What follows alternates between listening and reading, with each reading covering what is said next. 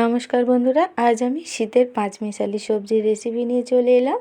তো এখানে আমি ফুলকপি আর বাঁধাকপির ডাঁটা নিয়েছি ছোট ছোট করে কেটে, আর নিয়েছি বেগুন, নিয়েছি এখানে বিনস, বাঁধাকপির পাতা একটু বড় বড় করে কেটেছি, আর একটা বড় সাইজের টমেটো নিয়েছি ওলকপি, আর নিয়েছি এখানে আমি শিম।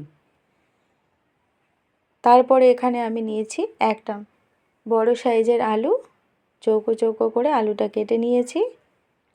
আর নিয়েছি এখানে আমি ভুসি চিংড়ি, তোমরা কি নামে বলো জানি না, অনেকে গুঁড়া চিংড়িও বলে চিংড়িটাকে। তো এখানে গ্রেট করে আদা নিয়েছি, আর একটা মাঝারি সাইজের পেঁয়াজ, আর 3 থেকে 4টে আমি চেরা কাঁচা লঙ্কা নিয়েছি। তো যেহেতু এটা নদীর চিংড়ি তার জন্য আমি পেঁয়াজটা দিচ্ছি, তোমরা চাইলে দিতে পারো, না দিতেও পারো। তো চিংড়িটা কিন্তু আমি প্রথমে ভেজে নেব না, তো রান্নাটা করার জন্য তেল দিয়েছি। তারপর এখানে ফোড়ন দিয়ে দেব 2টো শুকনো লঙ্কা, আর দিয়ে দেব 5 ফোড়ন। তো তোমরা চাইলে এখানে তেজপাতাও দিতে পারো। একটু নাড়াচাড়া করে এখন আমি পেঁয়াজটা দিয়ে হালকা ভেজে নেব।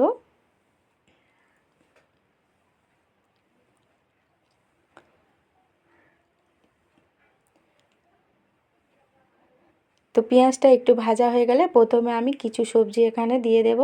এখানে শিম, ওলকপি, ফুলকপির ডাঁটা আর আলু আর বিনস দিয়ে আমি প্রথমে একটু কষিয়ে নেব। তারপরে কিন্তু আমি বাঁধাকপি আর বেগুনটা দিয়ে দেব, আলুও দিয়ে দেব এখানে। তো শিম, বিনস, কপির ডাঁটা, ওলকপি আর আলু দিয়ে আমি এখন 3 থেকে 4 মিনিট আগে কষিয়ে নেব মিডিয়াম আঁচে।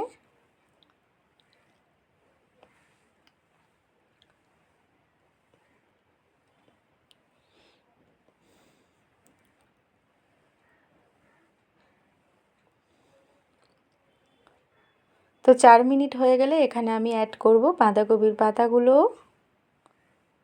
তো বাঁধাকপির পাতাটা একটু নরম হয়ে গেলে তারপরে আমি এখানে বেগুন, টমেটো, কাঁচা লঙ্কা দিয়ে দেব।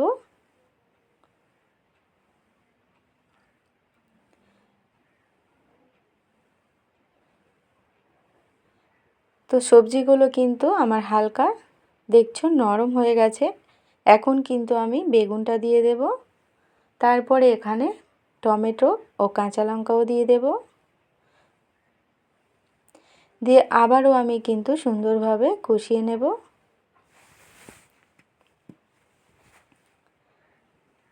তো বেগুনটা একটু নরম হয়ে গেলে তারপরে এখানে আমি চিংড়ি মাছগুলো দিয়ে দেব। তো চিংড়ি মাছগুলো দিয়ে কিন্তু ভালোভাবে কষাতে হবে, না তো চিংড়ির একটা গন্ধ ছাড়বে তরকারির মধ্যে। তো পরিমাণ মতো লবণ দিয়ে আমি আবারও কষিয়ে নেব। তো একটু ঢাকা দিয়ে দেব সব সবজি যাতে সুন্দরভাবে নরম হয়ে যায়, সিদ্ধও হয়ে যাবে ঢাকা দিয়ে দিয়ে কষে নিলে তরকারিটা।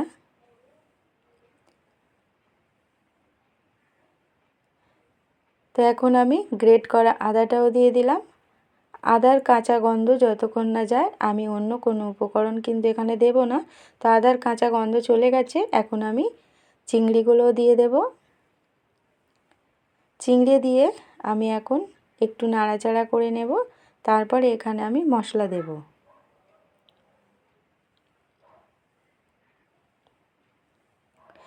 তো চিংড়ি দিয়ে একটু নাড়াচাড়া করে নিয়েছি ভালোভাবে। এখানে এখন অ্যাড করব হলুদ গুঁড়ো 1 চামচ দিয়েছি ছোটো চামচের, লঙ্কার গুঁড়ো দিয়েছি 1/2 চামচ, আর দিয়েছি আমি জিরের গুঁড়ো, ধনিয়া গুঁড়ো 1/2 চামচ করে। তো এখানে আমি কাঁচা লঙ্কাও আগে দিয়েছিলাম। তো রান্নাটা একটু ঝাল ঝাল করব, তোমরা চাইলে। তো সব মশলাগুলো দিয়ে আমি এখন সুন্দরভাবে কষিয়ে নেব, না তো চিংড়ির কিন্তু একটা গন্ধ বার হবে। তার জন্য আমি তো খুব সুন্দরভাবে ঢাকা দিয়ে দিয়ে আমি কষিয়ে নেব, সবজিটা সুন্দরভাবে সিদ্ধও হয়ে যাবে। এই রান্নাটা কিন্তু অসাধারণ হয় বন্ধুরা, তোমরা একবার এভাবে বানিয়ে দেখো। আর এই চিংড়ি মাছের বড়াও অসাধারণ লাগে।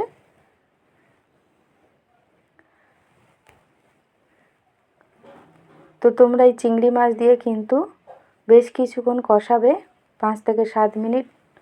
জল কিন্তু এখন তোমরা দেবে না, তাহলে গন্ধ বেরোবে। তো আলু আমার সিদ্ধ হয়ে গেছে, যেহেতু এখানে ফুলকপির ডাঁটা রয়েছে, ওলকপি আছে, তার জন্য আমি এখানে অল্প জল অ্যাড করব। তো সব সবজিগুলো সেট হওয়ার জন্য সুন্দরভাবে জল দিয়ে আমি মাখিয়ে এখন আমি ঢাকা দিয়ে দেব।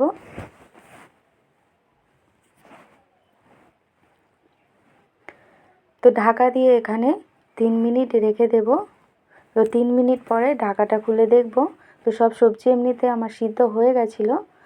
তো বাকিটা সুন্দরভাবে কিন্তু সিদ্ধ হয়ে গেছে। এখন কয়েকটা আলু আমি ঘেঁটে দেব, তাহলে মাখা মাখা সুন্দর হবে তরকারিটা। তো বন্ধুরা, এই রেসিপিটা যদি তোমাদের ভালো লাগে লাইক কমেন্ট শেয়ার করে দিও। নতুন বন্ধুরা সাবস্ক্রাইব করে পাশে থেকো প্লিজ বন্ধুরা। এখন আমি এখানে কিছুটা ধনেপাতা দিয়ে দেব। দিয়ে ধনেপাতাটা সুন্দরভাবে সবজির সাথে মাখিয়ে পরিবেশন করে দেখাবো। অসাধারণ একটা টেস্ট এসেছিলো এই সবজিটা। তোমরা কিন্তু এই শীতের সময় একবার এভাবে বানিয়ে দেখতে পারো। আজকের মতো টাটা, ভালো থাকবেন, সুস্থ থাকবেন। আর এতক্ষণ আমার ভিডিওটা দেখার জন্য অসংখ্য ধন্যবাদ।